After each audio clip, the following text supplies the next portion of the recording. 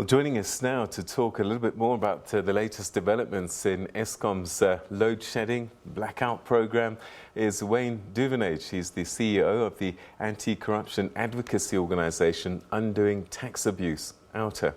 Thanks very much indeed for joining us, and welcome to the program, Wayne. Hi, Peter. Nice to be with you. Right. Now, I know that Eskom has been on OUTA's radar for some time, whether it's tariff increases and also state capture. What do you make of the situation the country is in right now, given what you've been watching and seeing over time?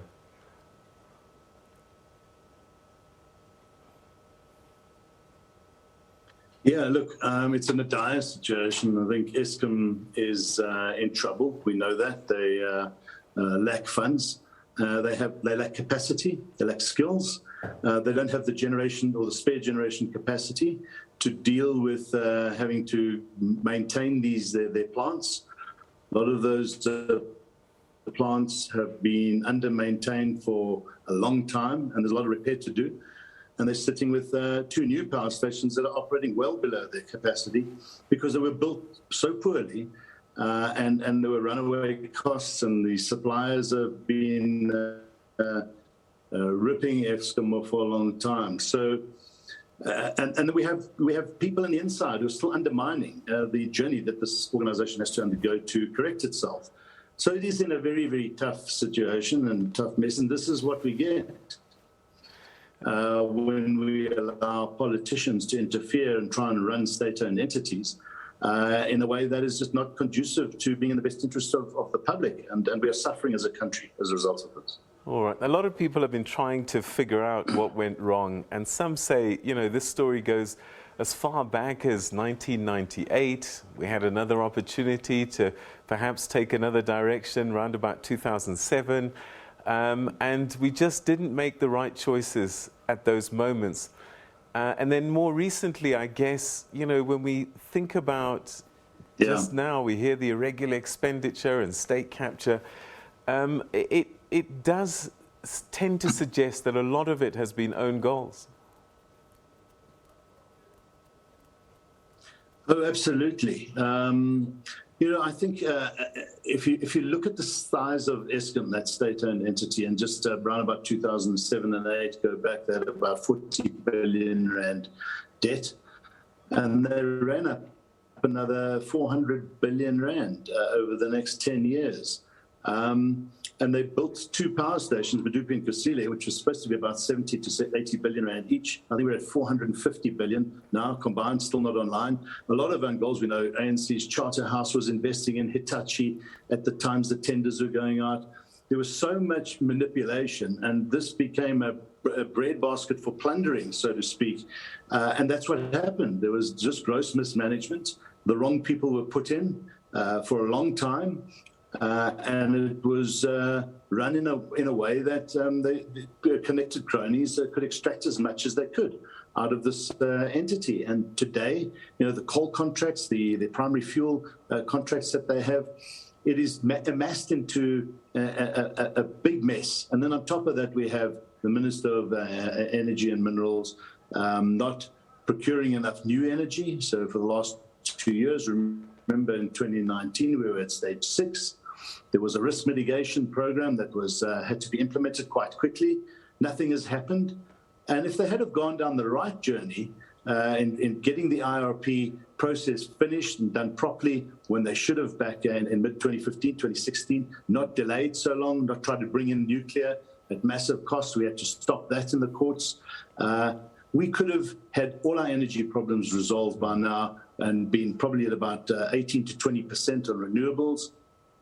We really have taken the wrong road. We have scored a lot of own goals, and this is the price we pay for political interference, bad decisions, and bad leadership.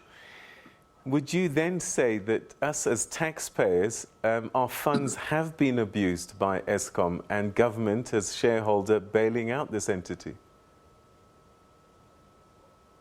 Absolutely, absolutely. You know, for an entity to put no additional energy out over the last 10 to 12 years, so no increase in output, but to get a 500% increase in tariffs. So its revenue shoots through the roof. We pay that. And yet there's no output. I mean, I'd love to be in a business that could do that. So this is a monopoly that has been grossly abused by the abuse of power, and we, the taxpayer, have been abused in a way that it's very difficult to explain how bad this is. The extent is gross, and our children's children are going to be paying this debt for years to come until I think we switch off.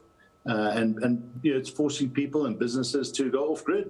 So that is a big own goal from that point of view. But maybe it's a very expensive own goal for the state.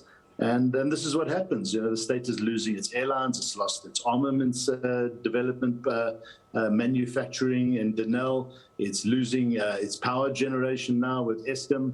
In 10, 15 years' time, anybody building houses and buildings today, you go off grid. So it's a sad situation to be in, but that's our new reality, and we only have our government to blame for this. There is another side to this story, and perhaps it's not getting the airtime that it deserves. There are municipalities that owe billions and are just not paying Eskom. There are consumers that are not paying. There are illegal connections that are being siphoning energy off the system. All of this does contribute significantly.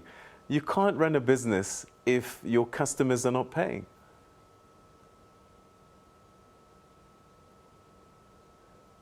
Yeah, you can't.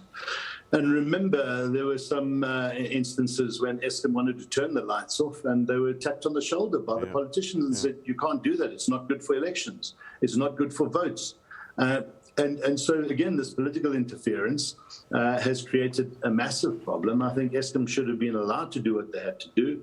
Turn the lights off in those towns and municipalities where Eskom are not being paid, and let the people know the suffering that they feel the suffering as a result of poor management by municipal councillors who have plundered the pots of those towns, don't pay the electricity bills, they've got extra money, don't fix their roads, don't fix the water and the sewage problems. So, it's a very, very difficult situation. And I think if I was in Eskom, you'd have to go down that hard road. It's tough love. But again, the politicians said you can't do that or you don't want to do it. And I think businesses were right to challenge it in court because it's not their fault. And businesses then collapse if that starts to happen. And then some of the municipalities, by the way, aren't doing the load shedding properly. We saw Ekurhuleni for a number of years not switching off the lights when they should have. And Eskom is having to deal with those types of problems. And then, as you said, the illegal connections. So the list just goes on and on and on, Peter. And it's shocking, actually, that it's allowed to get to this. And it has to be fixed, and it has to be fixed with a tough approach. But let's face it, we're not going to get out of the woods tomorrow.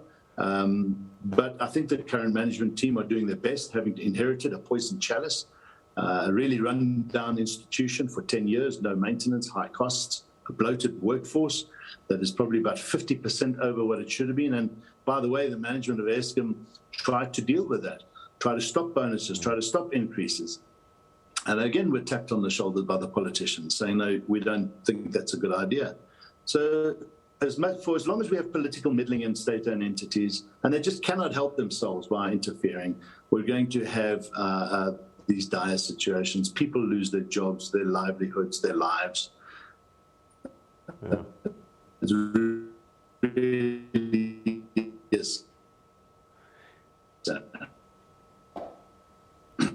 All right. Wayne, if I'm hearing you correctly, are you saying that you have sympathy for the current management? A lot of people are saying that Andre de Ruyter, his management team, and the entire board, including the minister, all need to go. But you're almost suggesting, if I'm hearing you correctly, that perhaps a lot of blame for a current situation is probably in the hands of the politicians. It's in the hands of the politicians. It's in the hands of the Zuma era and the people that came and went during that period. Remember, they had 9 CEOs in roughly 9 years. It was badly managed. People were allowed to infiltrate this organization. The corruption still continues. The new management had to take over.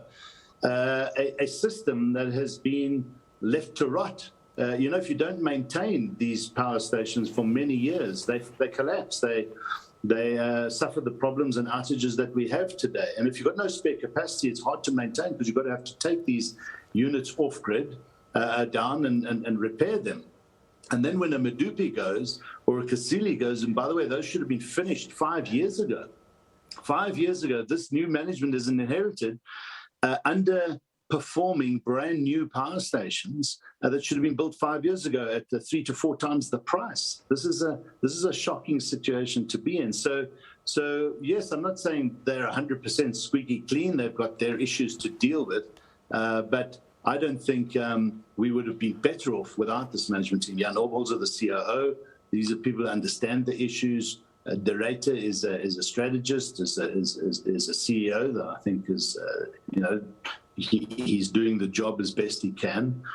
And I think we've got to soldier on. And the other thing that I mentioned, Peter, is that if we had have purchased new independent power as the risk mitigation team and the program was set out in 2019 to do, we also wouldn't be in this situation and problem right now. In fact, if we had set out to do the renewable energy independent power producing purchase program years ago, when we should have, we would be in a very good position. There'd be no blackouts today. Wayne, we're going to have to leave it there, but thanks very much indeed for joining us and sharing your thoughts with us on the program tonight. Thank you. Thank you. Pleasure. Bye, Peter. Okay, that's Wayne Duvenage, who's the CEO of OUTA, saying that perhaps the politicians should bear the bulk of the responsibility. He's saying that the current management team's doing the best they can under the circumstances, and a lot of what we're seeing, Wayne says, we can thank the Zuma era for some of the things that we're seeing at this time.